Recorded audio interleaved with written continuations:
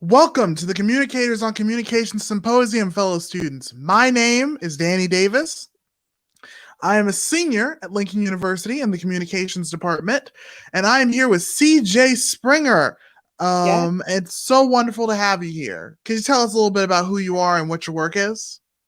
Yeah. I'm CJ, as you already stated.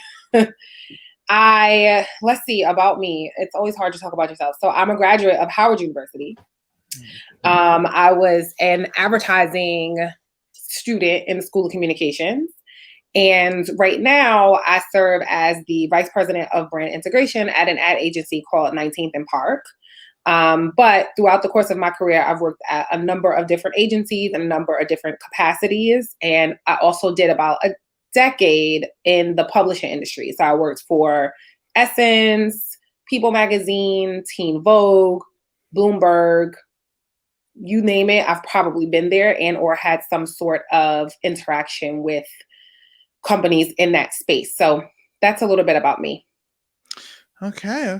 So, could you speak on your time in the publishing agency? How'd you get into it? What was it like working for all those publishing magazine publishing houses? Yeah. So I actually started out in the industry as a media planner. So when I got out of college, I entered into an internship program called MAPE, which is the Multicultural Advertising Internship Program. It's a program that's sponsored by the 4As.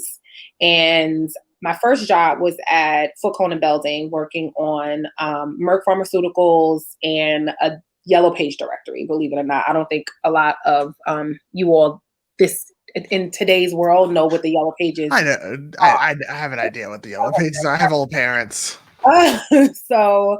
I did media planning for about 5 years. And then I realized very quickly that while I liked spending other people's money, which is what planners do, we take the advertising budgets and then we tell clients where they should spend that money. So someone is responsible for placing all of the commercials that you see on television, all of the ads that you see in magazines, all of the digital communications that you see. There's someone like myself who has determined and told a specific client that this is where their audience is, so they should consider this as a part of their media set. But in that space, I felt more like I was an investment banker or like I was working in finance. And you don't make that kind of money in the advertising industry, especially not starting out. But what I realized that I loved most was the creative aspect of it. And so working on my last media role at an agency called OMD, and I worked on Cody Fragrances, I got the opportunity to work more closely with what we called third-party partners, which would be publishers or television networks.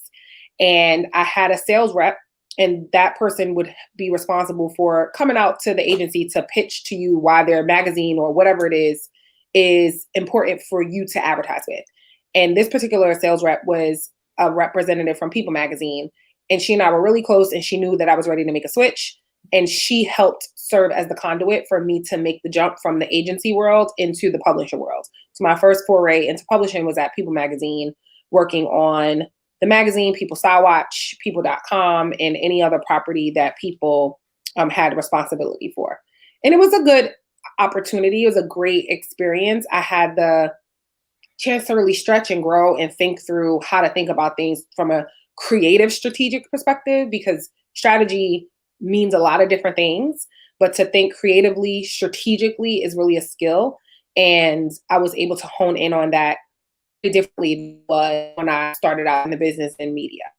And it was a fun time. Like I happened to be able to go into the industry kind of like right before the heyday of it all started to fall and crumble. So it was a good time to get to meet a lot of cool people. It was a good time to really get to see what you could do when things were limitless. And it was a good opportunity to learn how to deal with different personalities as well and work through how to continue to focus on what you need to focus on in the midst of all of the chaos that could potentially be So going I'm on gonna around. So I'm gonna keep pulling on this thread like an old wool sweater and say, Uh, So what was the fall? I'm so curious. So, I mean, have you ever seen, or has anyone who is listening to this ever seen Mad Men? Probably someone's going to Uh, say, yes, right? So, Mad Men is a good example of what the sort of heyday in advertising in that industry was, kind of like the precipice when it started. And then it went through like the early 2000s. So I graduated in 2004 from undergrad. And yes, big eyes. I don't look like a kid, but No, I'm not. it's big eyes as in, oh, I think I know it's coming. So you have, we have the recession happen. We have all of the, the .com situation starts to crumble. And then you have what began to be more lead into was, auditing.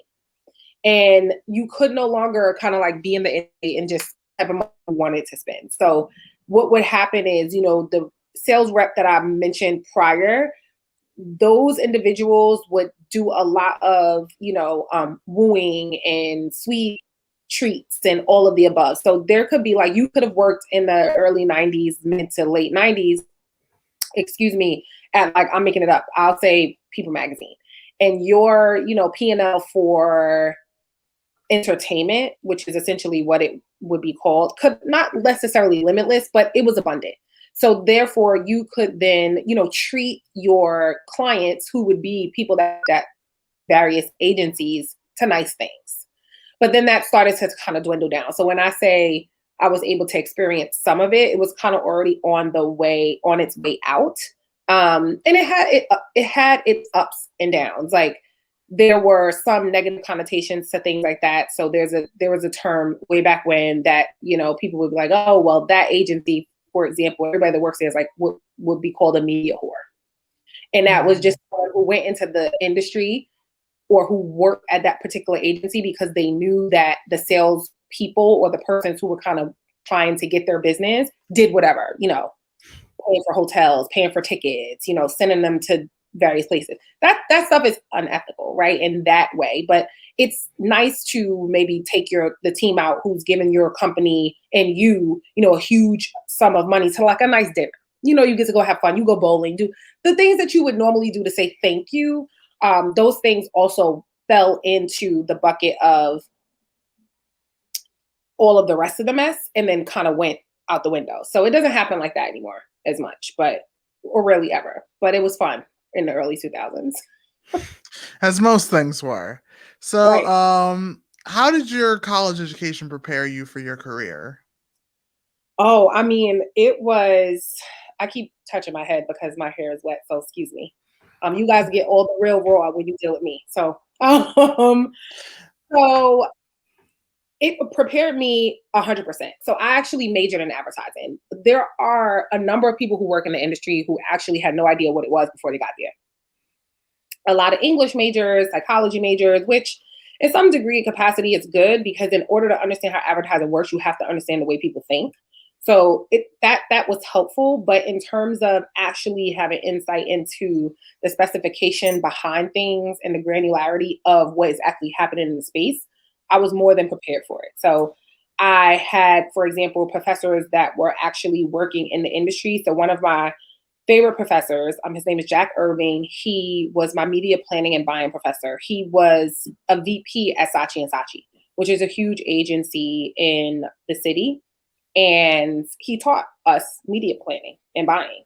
So I went into the space that I did with full knowledge of actually how it worked.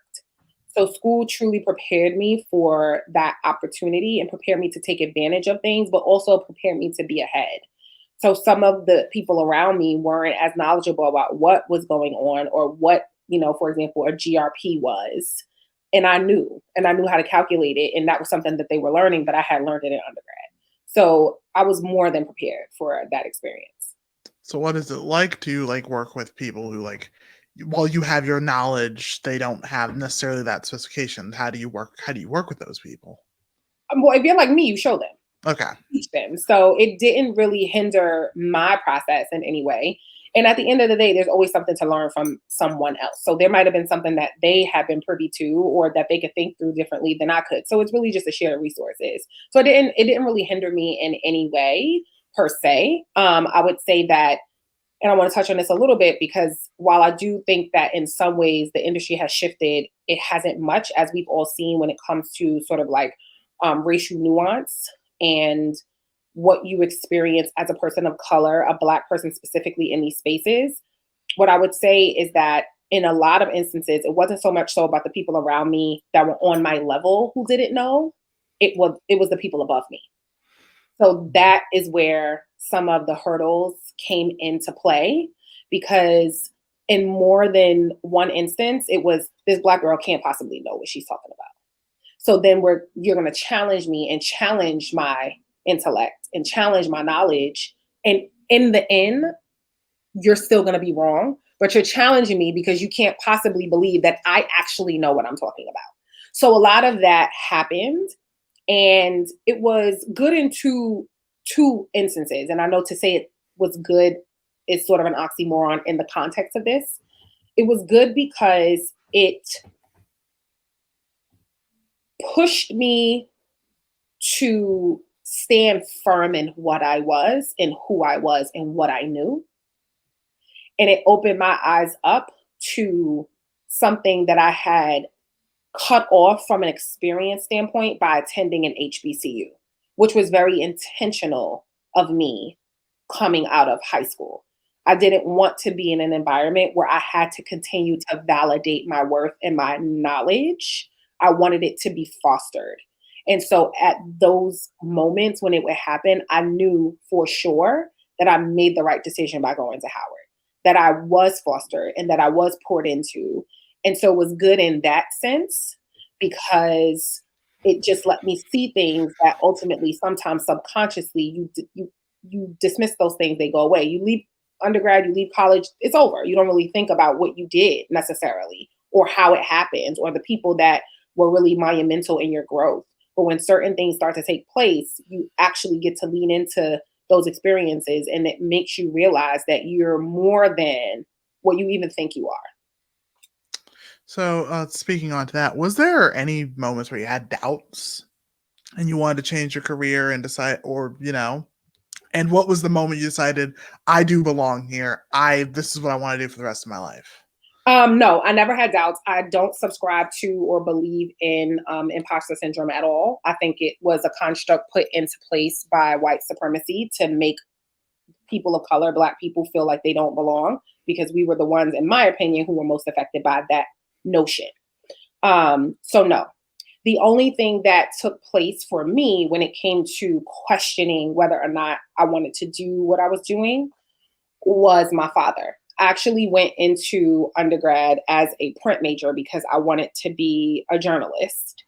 And he was adamant about me putting myself in an optimal position to be financially stable. And his words exactly were, I'm not going to pay for you to go to college to be a starving artist. And when you come out, I'm not going to continue to supplement your lifestyle.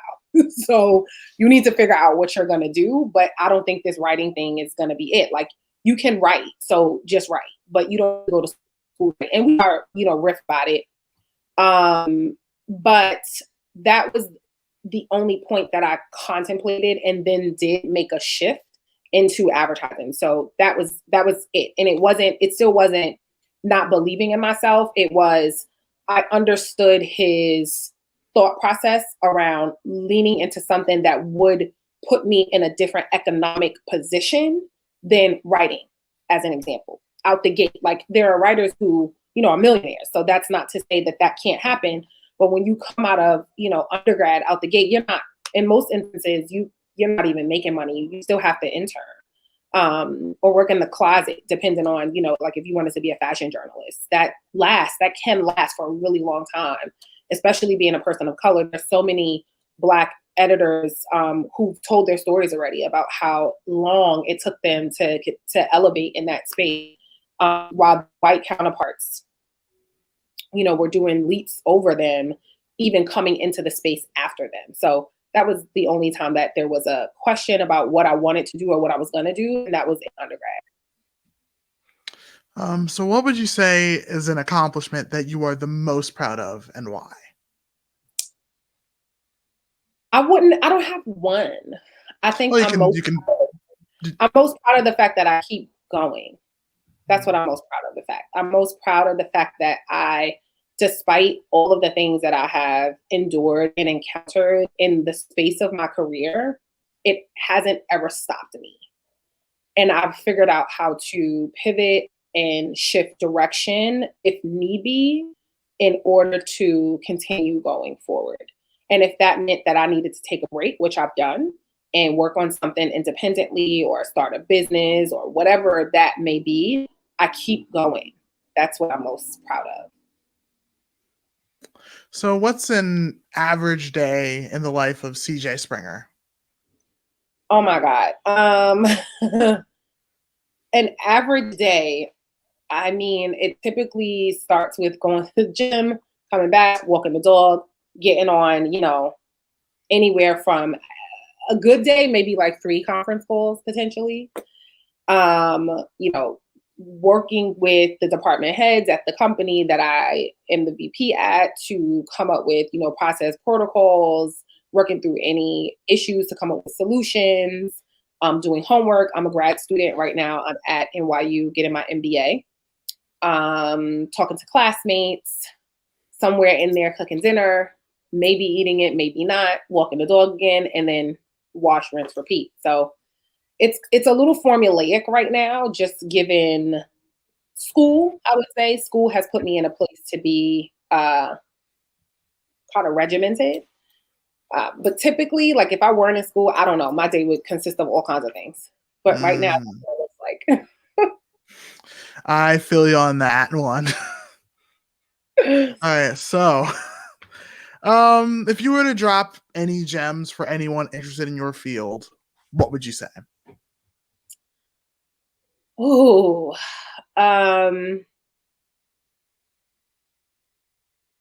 first I would say don't be afraid to try.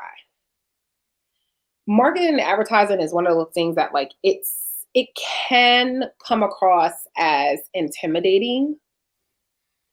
And it's because I think it's because of the language. So you can sit in a room and people start saying things that you may have never heard before in words, and half of those words are made up because they're words that are specific to the business of what you might be discussing, or words that are specific to the industry even, and other people don't know. Advertising marketing, we make up a lot of things. We say things that just kind of don't make sense. But that's why we're good at what we do. And in most instances, we can sell water to a whale.